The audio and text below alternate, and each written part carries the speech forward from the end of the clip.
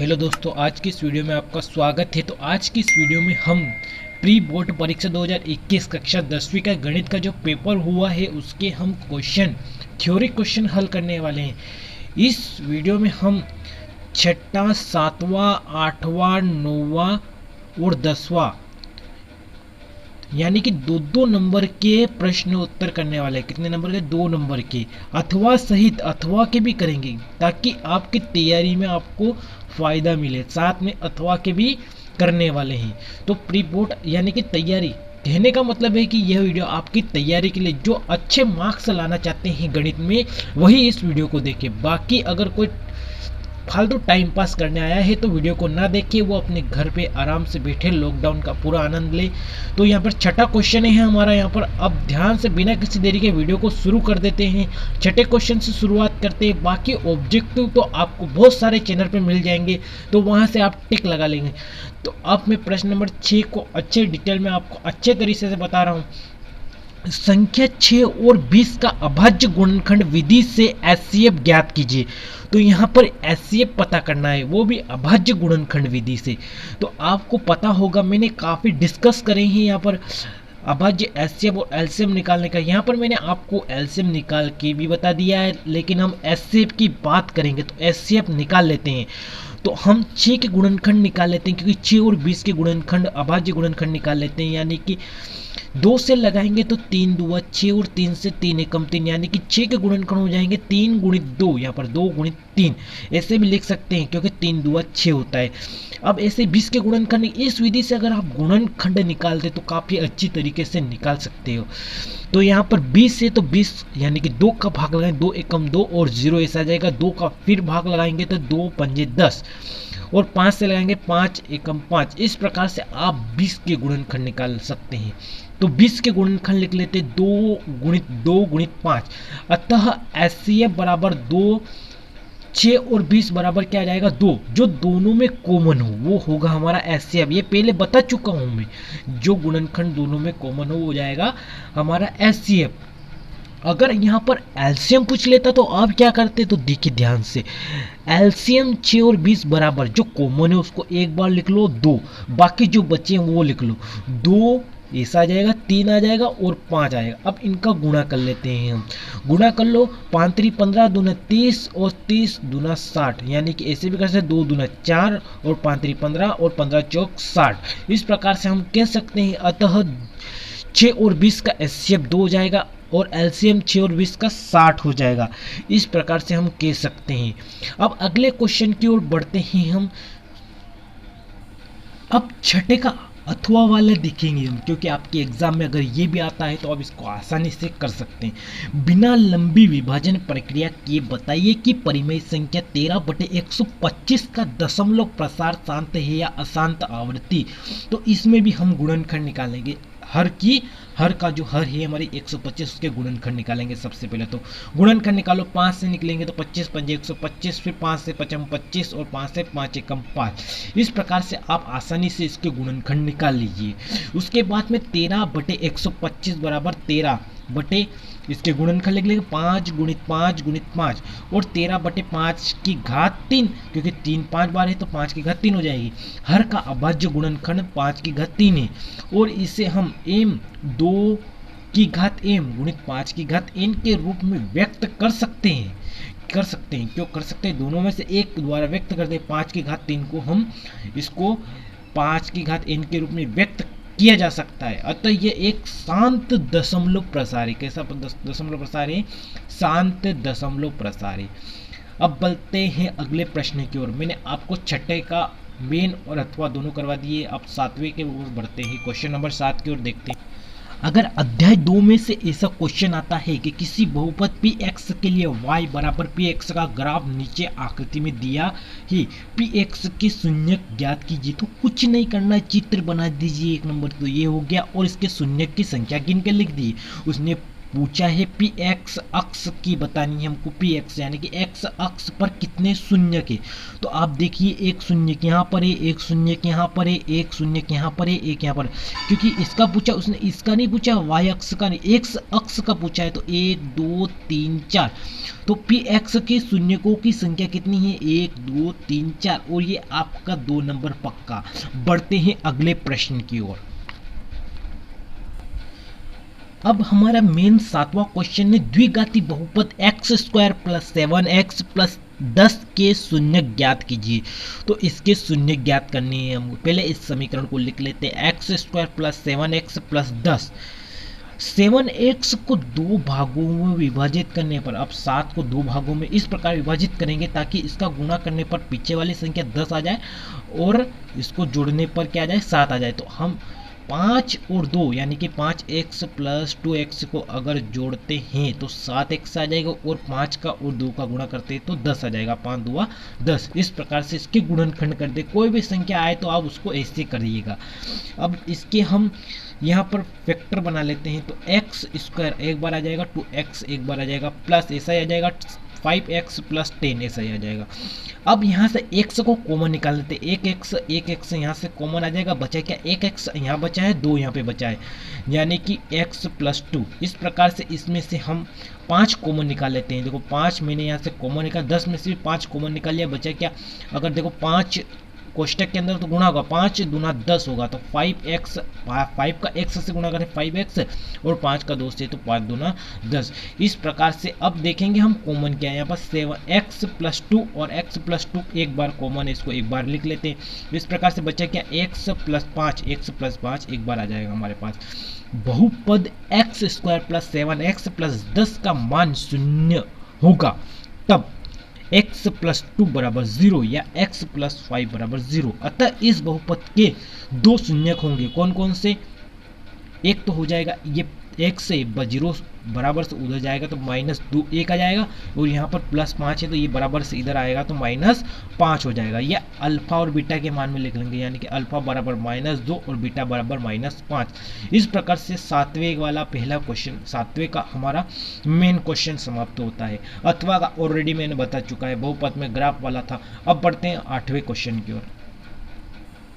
अब बढ़ते हैं क्वेश्चन नंबर 8 की ओर। बिंदु ए बराबर क्या दे रखा है, -5 और -7, एवं बी बराबर क्वेश्चन में देगा -1 और -3 के बीच की दूरी ज्ञात कीजिए।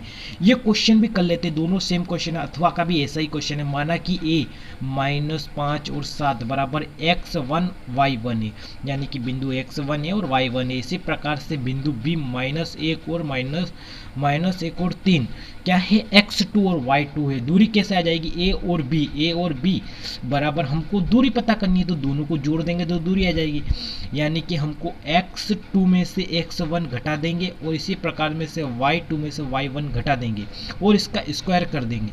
ये कोई सूत्र है, क्या है, ये सूत्र है हमारा, उस पार्ट का सूत्र है। तो ए बी बराबर, इसको याद कर लीजिए आप अच्छे से, इस सूत्र को अच्छे से आप याद कर लीजिए ताकि आपको ऐसा क्वेश्चन आता है तो आसानी हो सके। तो ए बी बराबर x2 माइनस x1 की कोष्टक की घात 2 प्लस y2 माइनस y1 कोष्टक की घात 2। अब ध्यान से देखिए, यहाँ पर x2 का मान रख देते हैं, x2 बराबर -1, और x माइनस ऐसा जाएगा, x1 का मान रख देते हैं -5।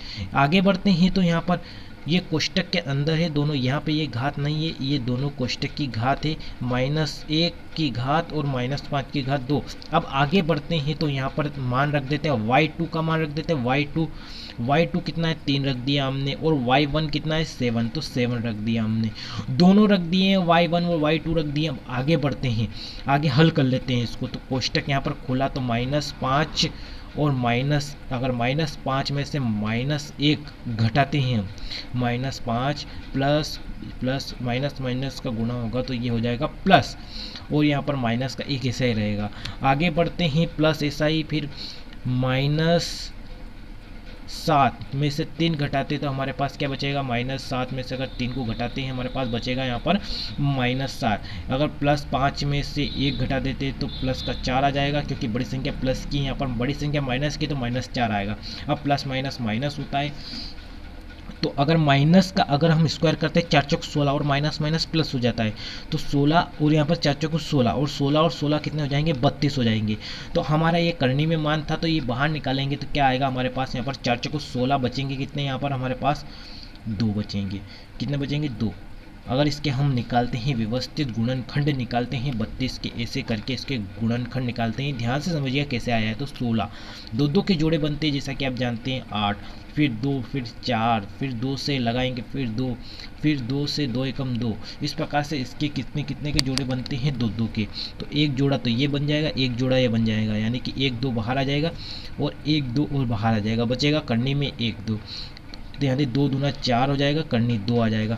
इस प्रकार से मात्रक यानी कि 4 करनी 2 मात्रक उत्तर हो जाएगा। बिंदु ए व बी के बीच की दूरी 4 करनी 2 मात्रक है। बढ़ते हैं अगले क्वेश्चन की ओर, 8वें का अथवा देखेंगे अब हम।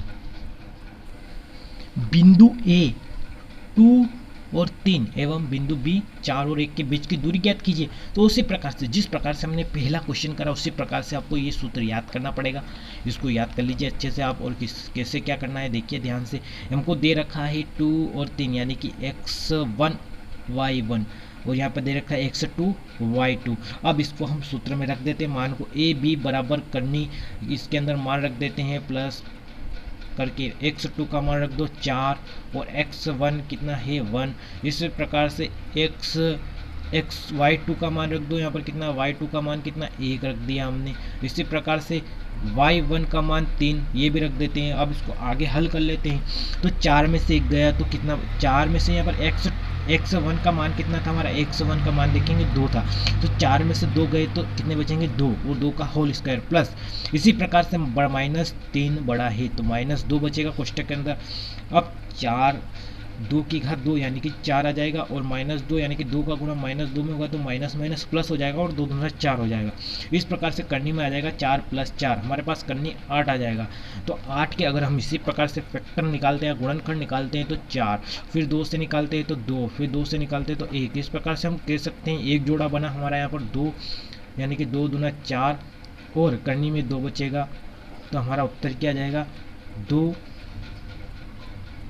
एक जोड़ा बनेगा तो 2 बाहर आएगा और इस प्रकार से हमारा फैक्टर बन जाएगा, क्योंकि एक जोड़ा बना तो 1 2 बाहर आएगा ना, तो 2 करनी 2 मात्रक हमारा उत्तर आ जाएगा। अतः बिंदु ए व बी के बीच की दूरी 2 करनी 2 मात्रक है।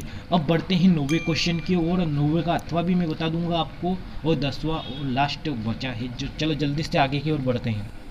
अब लास्ट पार्ट 15 पार्ट में से 2 नंबर के 2 आने वाले 4 नंबर। तो आप इस 4 क्वेश्चन को अच्छे से समझिए, यानी कि 4 में से अगर 1 भी आता तो आपके 2 नंबर पक्के होते हैं और जितने नंबर आप करेक्ट करोगे तो उतने आपका फायदा है।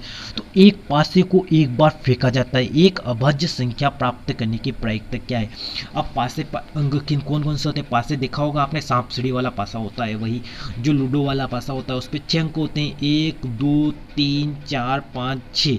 एक पासे में कुल अंक कितने हो गए 1 2 3 4 5 6। अब ये अंक 6 हो गए हैं। अभाज्य संख्या कौन कौन सी है इसमें, एक तो 2 है, उसके बाद में एक 3 है, ये अभाज्य संख्या है, और एक 5 है, माने खुद का भाग जाता है इन संख्याओं में, दूसरी संख्या का भाग नहीं जाता है अभाज्य संख्या। अब प्रायिकता बराबर लिखते हैं संख्याओं की संख्या, यानी कि अभाज्य संख्याओं की संख्या कितनी है 1 2 3, यानी कि 3 संख्या यहाँ पे आ जाएगी। अब पासे पे कुल अंक कितने, पासे पर कुल अंक कितने 6, तो 3/6 यानी कि 3 एकम 3 और 3 दूना 6, 1/2। अतः अभाज्य संख्या प्राप्त करने की प्रायिकता 1/2 है।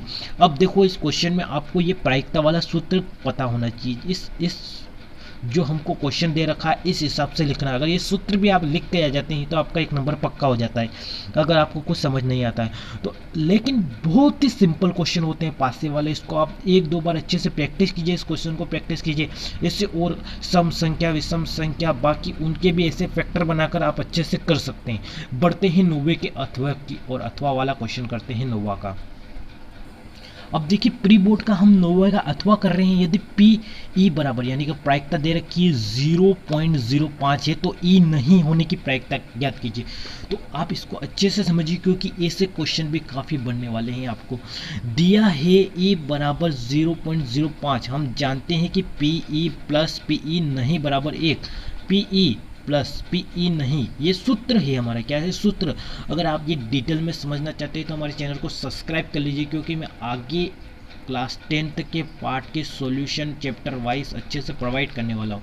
तो पीई प्लस पीई नहीं बराबर 1, यानी कि पीई प्लस पीई नहीं, ये सूत्र हमारा 1 किसके बराबर नहीं है, 1 के बराबर नहीं है। तो पीई रख देते हैं मान 0.05 प्लस पीई नहीं है बराबर 1। अब ये प्लस का है, ये उधर जाएगा तो माइनस का हो जाएगा, यानी कि माइनस का 0.05 पीई नहीं है बराबर माइनस 1 माइनस 0.05 के। तो पीई नहीं है, यानी कि अब माइनस कर दे तो हमारे पास उत्तर क्या आएगा 0.95, क्या उत्तर आ जाएगा 0.95।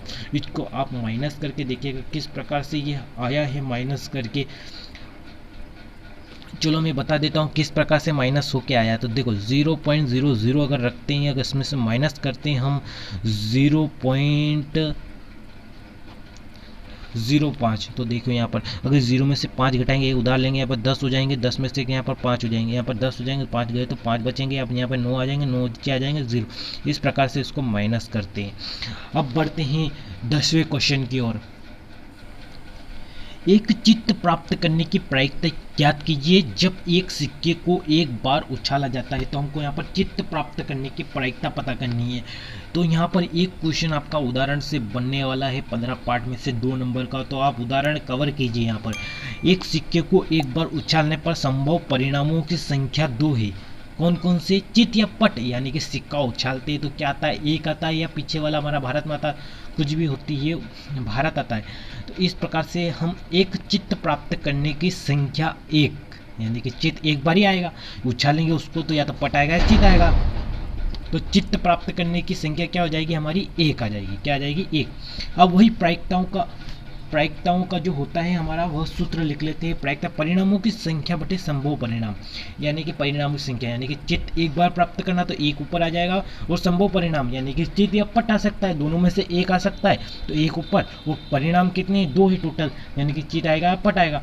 अतः एक चित्त प्राप्त करने की प्रायिकता क्या है 1/2, यानी कि आधी की प्रायिकता है। 1/2 को हम आधा भी बोल सकते हैं।